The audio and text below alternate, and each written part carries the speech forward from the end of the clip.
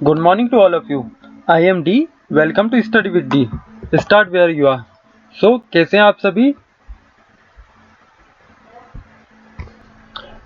Start करते हैं आज का हमारा प्यारा सा डिस्कशन, जिसमें हम इंडियन पॉलिटी से रिलेटेड एमसीक्यू डिस्कस करेंगे। देखते हैं आज का मोटिवेशनल मंत्र। यदि मोटिवेशनल मंत्र की बात करें तो आज का मोटिवेशनल मंत्र है, जो अपने कदमों की काबिलियत पर विश्वास रखते हैं वही अक्सर मंजिल पर पहुंचते हैं। मीन्स आप जो काम कर रहे हैं, आपकी काबिलियत पे यदि आपको विश्वास है तो आप अपनी मंजिल पर अवश्य पहुंचेंगे। इसी थॉट के साथ, इसी मंत्र के साथ स्टार्ट करते हैं हम हमारा क्वेश्चन आंसर सीरीज, हमारा एमसीक्यू। देखते हैं फर्स्ट एमसीक्यू। पहला क्वेश्चन है, any amendment in the constitution of India means भारतीय संविधान में कोई भी संशोधन in regard to which of the following subject need only simple majority of the parliament. Means इनमें से कौन सा संविधान संशोधन को जरूरत पड़ती है सिर्फ सिंपल मेजोरिटी की पार्लियामेंट में जरूरत पड़ती है। पहला बोल रहा है directive principle of state policy, दूसरा बोल रहा है election of the president and it's manner, तीसरा बोल रहा है क्वारम इन द पार्लियामेंट, और चौथा बोल रहा है creative of the legislative council in A state. तो इसमें कौन सा सही होना चाहिए? पहला बोल रहा है फर्स्ट एंड सेकंड, दूसरा बोल रहा है सेकंड एंड थर्ड, तीसरा बोल रहा है थर्ड एंड फोर्थ, और चौथा बोल रहा है फर्स्ट एंड फोर्थ। तो इसमें आपका कौन सा सही होगा? The right answer is third and fourth, means तीसरा और चौथा है जो आपका means quorum in the parliament, और चौथा creation of the legislative council in A state. इसके लिए क्या रहेगा? ओनली सिंपल आपको क्या चाहिए? मेजोरिटी चाहिए रहेगी। यदि हम डीपीएसपी की बात करें तो डीपीएसपी में अमेंडमेंट के लिए क्या चाहिए? एक स्पेशल मेजोरिटी चाहिए, where the amendment in the election of the president and its manner needs for a special majority।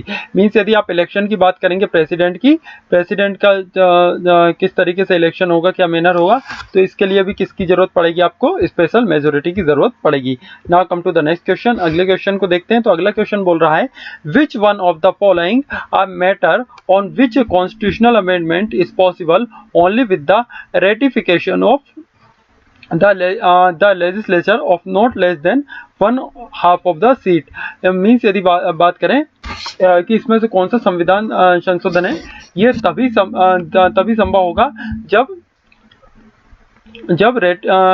Ratification हो लेजिस्लेचर का not less than the 1/2 of the seat, means 1/2 of the seat के less than नहीं होना चाहिए। तो पहला बोल रहा है इलेक्शन ऑफ द प्रेसिडेंट, दूसरा बोल रहा है representation of the state in the parliament, तीसरा बोल रहा है any of the list in the 7th schedule, और चौथा बोल रहा है abolition of the legislative council. तो इसमें कौन सा सही होना चाहिए? पहला बोल रहा है फर्स्ट सेकंड एंड थर्ड, दूसरा बोल रहा है फर्स्ट एंड फोर्थ, तीसरा बोल रहा है फर्स्ट थर्ड एंड फोर्थ, और चौथा बोल रहा है सेकंड थर्ड एंड फोर्थ। तो कौन सा इसमें आपका सही होगा? तो इसका राइट आंसर है first second and third. Means first second and third की बात करें तो election of the president representation of the states in the parliament and any of the list in the 7th schedule require the rectification of the legislature of not less than 1/2 of the state for a constitution amendment। means आपको किससे ज्यादा होना चाहिए? 1/2 यदि किससे कम नहीं होना चाहिए तो 1/2 of the state for a states for a constitution amendment नहीं होना चाहिए। Now come to the next question. अगले क्वेश्चन की बात करें तो अगला क्वेश्चन बोल रहा है, which of the following are is stated in the constitution of India. इनमें से कौन सा भारतीय संविधान में लिखा हुआ है? पहला बोल रहा है the president shall not be a member of either house of the parliament, दूसरा बोल रहा है the parliament shall consist of the president and 2 houses. Means पहला बोल रहा है जो प्रेसिडेंट रहेंगे वो किसी भी हाउस के पार्लियामेंट के किसी भी हाउस के क्या नहीं रहेंगे? मेंबर नहीं रहेंगे। और दूसरा बोल रहा है द पार्लियामेंट होगी जिसमें 2 हाउस होंगे और साथ में कौन होंगे? प्रेसिडेंट होंगे। तो इसमें आपको कौन सा सही होना चाहिए? पहला बोल रहा है ओनली फर्स्ट, दूसरा बोल रहा है बोथ 1 and 2, तीसरा बोल रहा है ओनली सेकंड, और चौथा बोल रहा है नेदर 1 nor 2। तो कौन सा इसमें आपका सही होना चाहिए? The right answer is both 1 and 2। Means जो यदि हम प्रेसिडेंट की बात करें तो प्रेसिडेंट क्या नहीं होते? मेंबर किसी भी not a member of the other houses of the parliament, दोनों हाउसेस के क्या नहीं होते? मेंबर नहीं होते। और यदि बात करें पार्लियामेंट की तो पार्लियामेंट में क्या होंगे? प्रेसिडेंट होंगे और 2 हाउसेस होंगे। 2 हाउसेस, एक अपर हाउस हो गया, एक लोअर हाउस हो गया। तो इस तरीके से उसमें आपका होगा। देख ले अगला क्वेश्चन है, the parliament can make any law for the whole और any part of India for implementing international territories. Means क्या है, पार्लियामेंट लॉ बना सकती है फॉर द होल और the any part of India, Bharat के पूरे या फिर किसी भी एक पार्ट के लिए फॉर इम्प्लीमेंटिंग इंटरनेशनल ट्रीटीज को इम्प्लीमेंट करने के लिए with the consent of all the state, with the consent of the majority of the state, with the consent of the state concern, या फिर without the consent of the any state. Means किसी भी पहला तो consent करेगी all the state से, या फिर with the majority of state के कंसर्न से। तीसरा बोला है जो कंसीडर स्टेट है, जिस स्टेट के बारे में बात कर रहे हैं उसके कंसेंट से, या फिर without the consent of any state, किसी भी स्टेट के कंसेंट की उसको जरूरत नहीं पड़ेगी। तो इसमें आपका कौन सा सही होना चाहिए? So the right answer is without the consent of the any state. यदि आर्टिकल 253 की आप बात करेंगे पार्लियामेंट में, आर्टिकल 253 की आप बात करेंगे हमारे भारतीय संविधान में, तो जो इसमें पार्लियामेंट के पास क्या है, पावर होती है कि वो किसी भी तरीके का लॉ बना सकती है, या तो भारत के पूरे पार्ट के लिए, या फिर any part of the country और the territory of India for implementing any treaty, किसी भी तरीके की ट्रीटी, एग्रीमेंट, कन्वेंशन और विद एनी अदर कंट्री, और any decision made at any international conference, association और other body without the consent of the any state. Means किसी भी तरीके का वो क्या कर सकती है, लॉ बना सकती है, एग्रीमेंट हो, ट्रीटी हो, कन्वेंशन किया हो अदर विद किसी भी अदर कंट्री से, या फिर कोई भी डिसीजन लिया हो किसमें, इंटरनेशनल कॉन्फ्रेंस में हो, एसोसिएशन हो और अदर बॉडी से रिलेटेड, तो उसे स्टेट के कंसेंट की जरूरत नहीं पड़ेगी। Now come to the next question. अगले क्वेश्चन की बात करते हैं तो अगला क्वेश्चन बोल रहा है, in what way does the Indian parliament exercise control over the administration. किस तरीके से इंडियन पार्लियामेंट कंट्रोल करती है किसके ऊपर, एडमिनिस्ट्रेशन पर। तो पहला बोल रहा है थ्रू द पार्लियामेंट्री कमिटी, दूसरा बोल रहा है through consultative committee of various minister. Means पहला तो पार्लियामेंट कमिटी के द्वारा हो जाएगा, या फिर कंसल्टिव कमिटी होगी अलग अलग मिनिस्टर्स की, या फिर by making the administration send periodic reports. Means periodic report send करेंगे एडमिनिस्ट्रेशन जो है उसमें by making the administration send periodic report, administration बनाएंगे पेरियोडिक रिपोर्ट के थ्रू, या फिर by compelling the executive to issue writs. तो इसमें कौन सा सही होना चाहिए? तो यदि बात करें तो थ्रू द पार्लियामेंट्री कमेटी के थ्रू क्या करते हैं, ये कंट्रोल करते हैं किसके ऊपर, एडमिनिस्ट्रेशन पर कंट्रोल करते हैं। यदि हम बात करें तो parliament supervise the activities of the executive with the help of its committee. Means parliament क्या करती है, सुपरवाइज करती है एक्टिविटीज किसकी, एग्जीक्यूटिव की, with the help of committees like government assurance committee हो गई आपकी on subordinate legislation. Subordinate legislation पर कौन सी, गवर्नमेंट एश्योरेंस कमिटी हो गई आपकी, committee on the petition etcetera. यदि बात करें और भी हम बात करते हैं तो consider the volume of the legislation to be handled by the parliament committees have been established to transact a good deal of the legislation। ये क्या करती है कि जो भी अच्छी तरीके से एडमिनिस्ट्रेशन को चलाने के लिए इस तरीके की जो कमिटी एस्टेब्लिश की जाती है, ताकि अच्छी तरीके से जो लेजिस्लेशन है वो क्या कर सके, पार्लियामेंट जो क्या कर सके, एडमिनिस्ट्रेशन पे ध्यान दे सके। यदि हम कमेटी की बात करें तो दो तरीके की होती है, पहली होती है स्टैंडिंग कमेटी और एक और होती है आपकी कौन सी, एड हॉक कमेटी होती है। द फॉर्मर आर इलेक्टेड और appointed periodically and they work on a continuous basis. और आगे बात करते हैं, the latter are appointed on an ad hoc basis as need arise and they cease to exist as soon as they complete the task assigned to them। और ये लोग यदि इसमें बात करें हम एड हॉक की बात करें, the latter are appointed on an ad hoc basis as need arises, जब जरूरत पड़ती है तब, और वो जल्दी से जल्दी अपना काम खत्म करके उनका असाइनमेंट खत्म किया जाता है। अगली बात करते हैं तो अगला क्वेश्चन बोल रहा है, consider the following statement regarding constitutional amendment. संविधान संशोधन से रिलेटेड स्टेटमेंट हम देखते हैं। पहला बोल रहा है आर्टिकल 368 जो है, article 368 to method of constitutional amendment are mentioned. इसमें दो तरीके की मेथड दी गई है जिसमें हम क्या भारतीय संविधान को क्या कर सकते हैं, संशोधित कर सकते हैं। दूसरा बोल रहा है constitutional amendment bill can be initiated only Lok Sabha only, means आपका जो कॉन्स्टिट्यूशन अमेंडमेंट संविधान संशोधन बिल लेके आएंगे वो सिर्फ कहाँ, लोकसभा में ही लाया जा सकता है।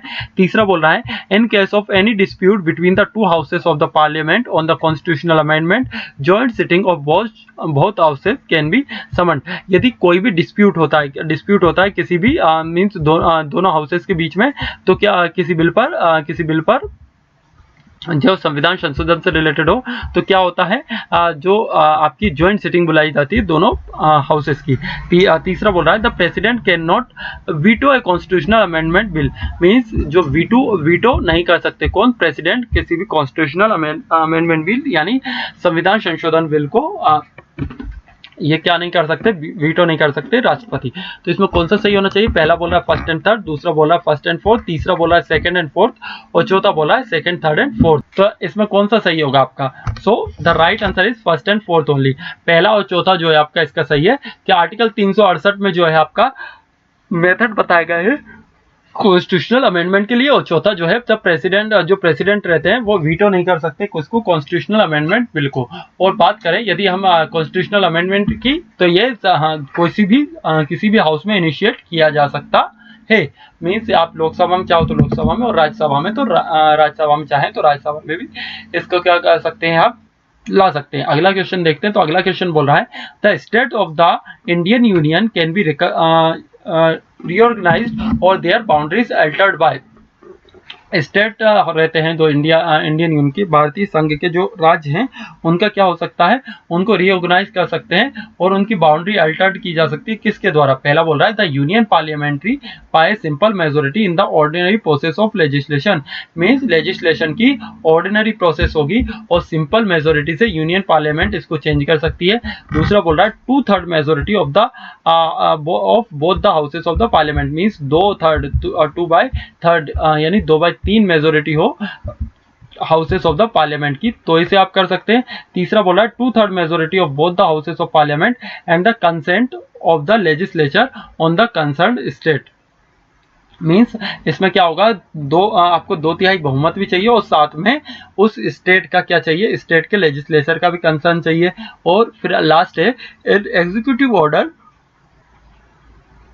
of the union government with the consent of the concerned state government, means एक एग्जीक्यूटिव ऑर्डर होगा काय का, यूनियन गवर्नमेंट का, किसके कंसेंट में, स्टेट गवर्नमेंट के साथ में, जिस स्टेट की बात कर रहे हैं। तो इसका राइट आंसर है आपका the union parliament bye simple majority in the ordinary process of legislation. क्या कर सकती है वो, एक सिंपल प्रोसेस रहेगी आपकी जो लेजिस्लेशन की, उसमें सिंपल मेजोरिटी से एक बिल को पास करेंगे और उसके द्वारा जो भी स्टेट होते हैं इंडियन यूनियन के उनको रीऑर्गेनाइज किया जा सकता है। अगली बात करते हैं। तो अगला क्वेश्चन है कंसीडर द फॉलोइंग स्टेटमेंट। पहला बोल रहा है constitutional amendment inserting A regulation in the 9th schedule can be challenge on the ground of the violation of the basic structure of the constitution, means जो संविधान संशोधन करके regulation डाला गया था 9th शेड्यूल में, इसको चैलेंज किया जा सकता है किसके ग्राउंड पे, violation of the basic structure of the constitution. दूसरा बोल रहा है any legislation enacted by the parliament can not be successfully challenge for affecting the basic structure of the constitution, means कोई भी लेजिस्लेशन ने यदि कोई भी लॉ बनाया है, इनेक्ट किया है, तो पार्लियामेंट ने, तो उसको क्या हो सकता है, can not be successfully challenge, उसको सक्सेसफुली चैलेंज नहीं किया जा सकता किस चीज के लिए, अफेक्ट करने के लिए basic structure of the constitution के। तो इसमें कौन सा सही होना चाहिए, पहला बोल रहा है ओनली फर्स्ट, दूसरा बोल रहा है ओनली सेकंड, तीसरा बोल रहा है बोथ फर्स्ट एंड सेकंड, और चौथा बोल रहा है नेदर वन नॉट टू। तो कौन सा इसमें आपका सही है, तो ओनली फर्स्ट मीन्स पहला वाला आपका सही है कि जो 9th शेड्यूल जो दिया गया था, क्या इसको चैलेंज नहीं किया जा सकता किसी पे, किसी इंसर्टिंग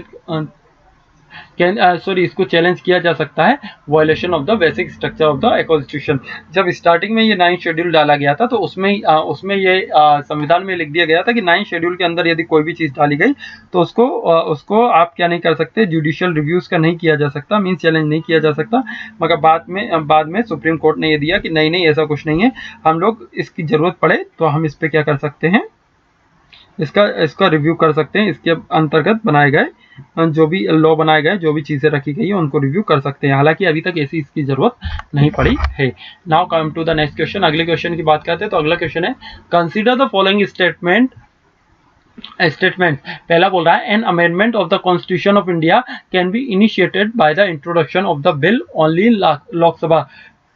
मीन्स यदि आप संविधान संशोधन की बात करें तो वो इनिशिएट होगा सिर्फ लोकसभा में। दूसरा बोल रहा है the bill for amendment of the constitution of India has to be passed in each houses by majority of total member of the houses and by majority of not less than the 2/3 of the member of the that houses present house present and voting.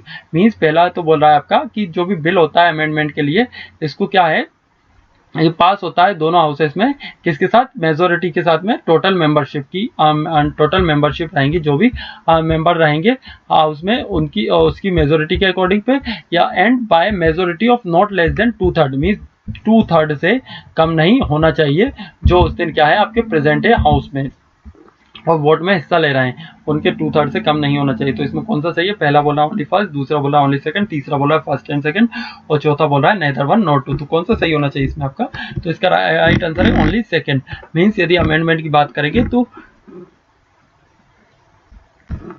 क्या हो सकता है amendment के means simple आपकी total membership रहेगी जो उस दिन हाउस की, उसकी मेजोरिटी पे हो सकता है और लेस देन नहीं होना चाहिए 2/3 of the majority present in the house और जिन्होंने वोटिंग में भाग लिया उसका। अगला क्वेश्चन देखते हैं तो अगला क्वेश्चन बोल रहा है which of the following are matters on which the parliament has the power to modify provision of the constitution by simple majority. इनमें से कौन सा प्रोविजन है जिसपे पार्लियामेंट के पास पावर है कि वो सिंपल मेजोरिटी से उसमें मॉडिफाई कर सकता है। पहला बोल रहा है alternation of names boundary and area of the state means उसका नाम, बाउंड्रीज और एरिया को चेंज करना स्टेट की। अपॉइंटमेंट ऑफ द एडिशनल जजेस की अपॉइंटमेंट। तीसरा बोल रहा है evolution of the second chamber of state legislature, second chamber है जो स्टेट लेजिस्लेचर का उसको एबॉलिश करना हो। चौथा बोला है administration of the schedule area. तो कौन सा सही होना चाहिए, पहला बोला फर्स्ट सेकंड एंड थर्ड, दूसरा बोला फर्स्ट सेकंड एंड फोर्थ, तीसरा बता रहा है फर्स्ट थर्ड एंड फोर्थ और चौथा बोला है सेकंड थर्ड एंड फोर्थ। तो which one is the correct, तो इसका आपका करेक्ट आंसर है फर्स्ट थर्ड एंड फोर्थ। यदि हम बात करें इसके बारे में और डिटेल में पढ़ें तो इसमें है a number of provision in the constitution can be amendment by a simple majority of 2 houses of parliament outside the scope of article 360। मीन्स आप सिंपल प्रोविजन के थ्रू भी अमेंड कर सकते हैं जो आउटसाइड द है स्कोप को आर्टिकल 368 के। इसमें से कौन कौन सा है, पहला है एडमिशन और establishment of new state means नया स्टेट बनाना, दूसरा formation of a new state and related subject,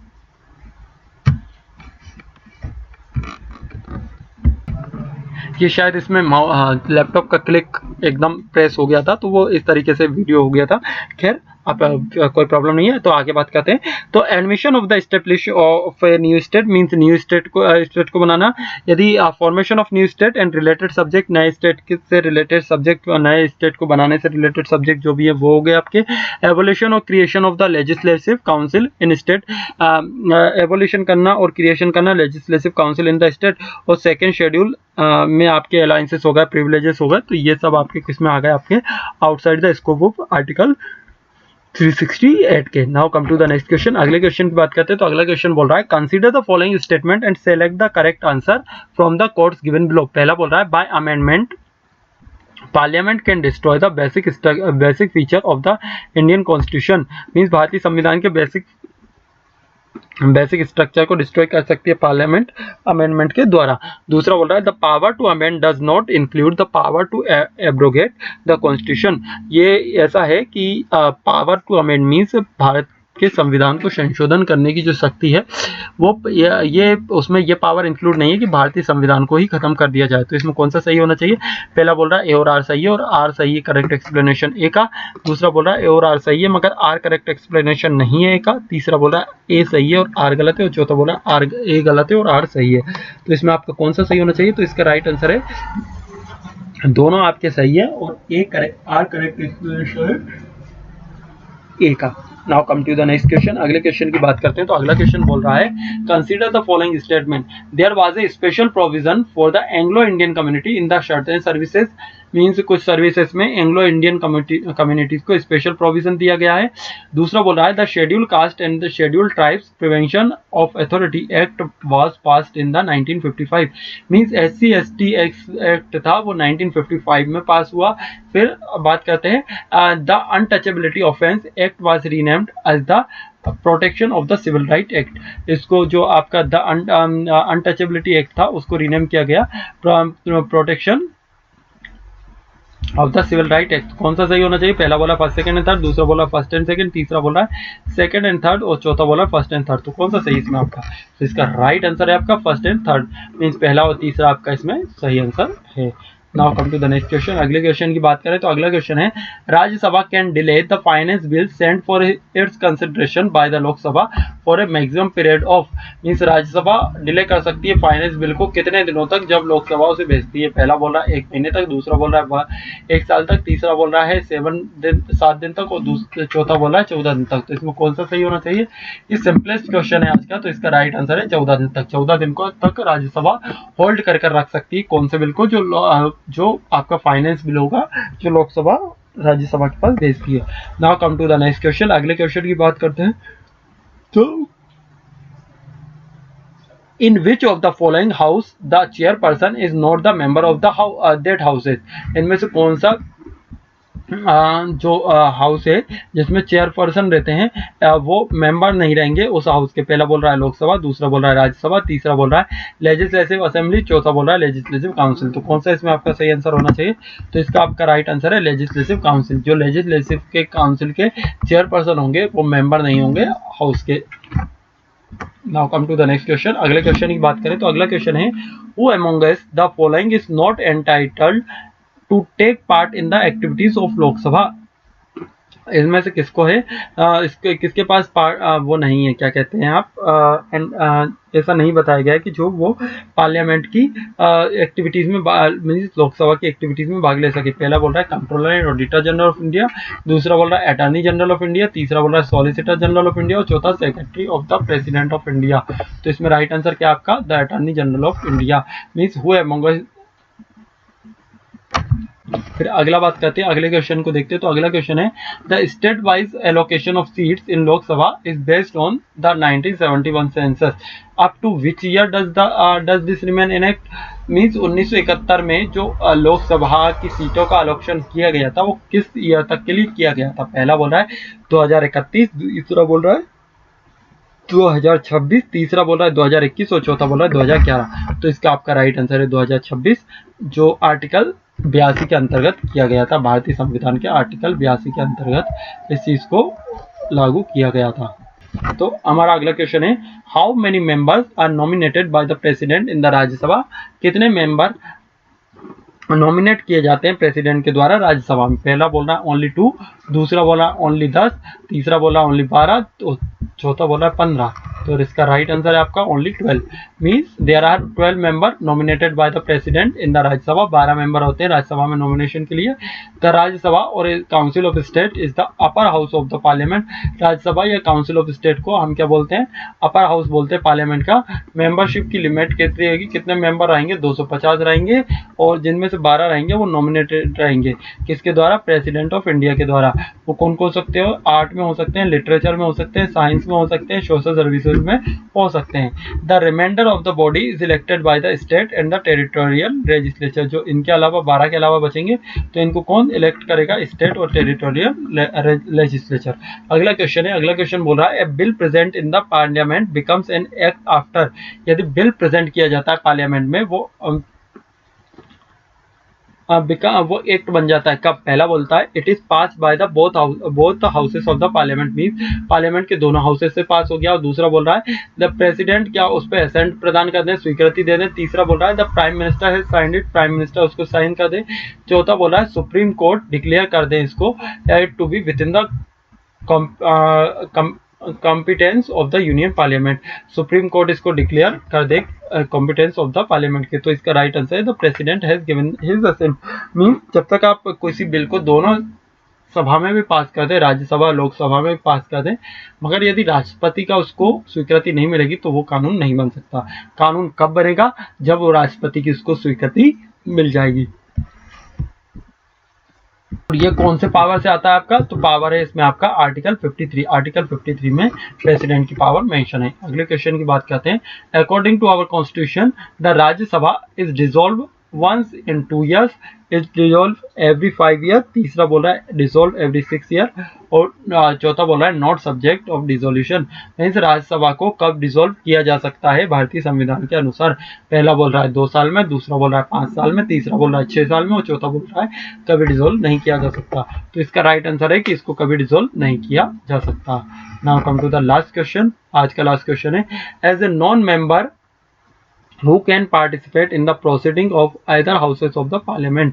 means इनमें से कौन है जो मेंबर नहीं रहेंगे, किसके मेंबर नहीं है मगर पार्लियामेंट की दोनों जो आपकी पार्लियामेंट की दोनों हाउसेस रहते हैं उसकी पार्टिसिपेटिंग में प्रोसीडिंग में भाग ले सकते हैं। पहला बोल रहा है वाइस प्रेसिडेंट, दूसरा बोल रहा है चीफ जस्टिस, तीसरा बोल रहा है अटॉर्नी जनरल, और चौथा बोल रहा है चीफ इलेक्शन कमिश्नर। तो इसमें कौन सा सही आंसर है इसका? तो इसका राइट आंसर है अटॉर्नी जनरल ऑफ इंडिया। कल ही हमने इनके बारे में डिस्कस किया था, अटॉर्नी जनरल ऑफ इंडिया के बारे में। यदि आप और ज़्यादा जानना चाहते हैं तो आप इसका वीडियो आप देख सकते हैं हमारे चैनल पे। ये प्रीवियस वीडियो की है, लेक्चर नंबर 21। तो ये था आज का हमारा डिस्कशन। ये और जो मैंने कल का क्वेश्चन पूछा था कि हमारे 14वें अटॉर्नी जनरल ऑफ इंडिया कौन थे? तो ये थे मुकुल रोहतांगी, और इसको अपॉइंट किया था, इनको अपॉइंट किसने किया था? डॉक्टर प्रणब मुखर्जी ने, हमारे जो प्रेसिडेंट है उन्होंने इनको अपॉइंट किया था। यदि आपको हमारा लेक्चर पसंद आता है तो चैनल को लाइक करें, शेयर करें, सब्सक्राइब करें। आप मुझे ज्वाइन कर सकते हैं टेलीग्राम पे स्टडी विद डी नाम से, फेसबुक पे फॉलो कर सकते हैं स्टडी विद डी नाम से, यूट्यूब पर फॉलो कर सकते हैं स्टडी विद डी नाम से। तो तब तक के लिए अपना ध्यान रखें, अपनी पढ़ाई का ध्यान रखें, अपने बड़ों का ध्यान रखें।